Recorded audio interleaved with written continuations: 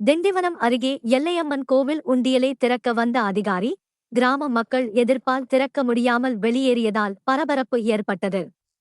ஏப்பாக்கம் கிராமத்தில் உள்ள நூற்றாண்டு பழமையான எல்லையம்மன் கோவில் இந்து அறநிலையத்துறை கட்டுப்பாட்டில் கொண்டு வரப்பட்ட நிலையில் உண்டியலுக்கு அதிகாரிகள் சீல் வைத்திருந்தனர்.